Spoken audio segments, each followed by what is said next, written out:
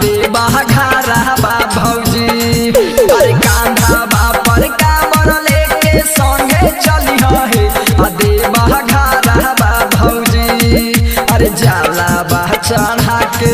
असुले ले आई है असंखा बोला बा भौजी अरे जाला बा चढ़ा के असुले ले आई है असंखा बोला बा भौजी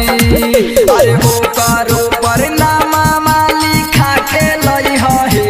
शिवा गुरु के भौजी अरे वो करो परनामा लिखा के लई है शिवा गुरु के भौजी अरे जाला बा चढ़ा के असुले ले आई है असंखा बोला बा भौजी अरे जाला बा चढ़ा के असुले ले आई है असंखा बोला बा भौजी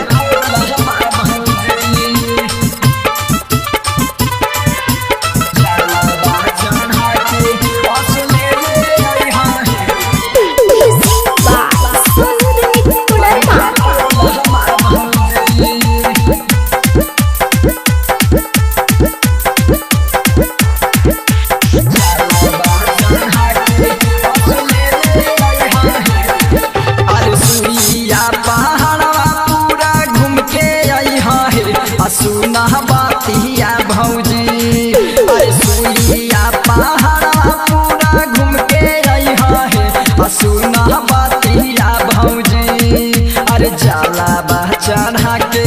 असुले ले आई है असंखा बोला बा भौजी अरे जाला बा चढ़ा के असुले ले आई है असंखा बोला बा भौजी अरे वो करो शिवा गुरु के भौजी अरे वो करो परनामा लिखा के लई है शिवा गुरु के भौजी अरे जाला बा चढ़ा के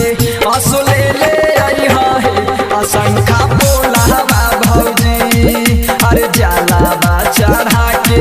असुले ले आई है असंखा बोला बा भौजी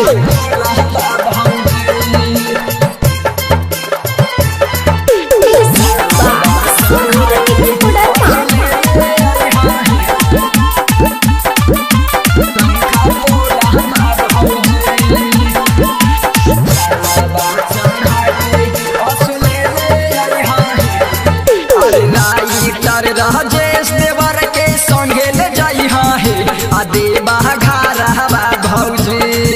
अरे राइटर राजेश देवर के संगे ले जाई है देवा घरा बा भौजी अरे जीतेश सचिन तोरा मिला गेलो है सुनर बारा बा भौजी अरे सुमित लहो के सतोरा मिला गेलो है सुनर बारा बा भौजी अरे वो करो परनामा लिखा के लई है शिवा गुरु के भौजी अरे वो करो परनामा लिखा के लई है शिवा गुरु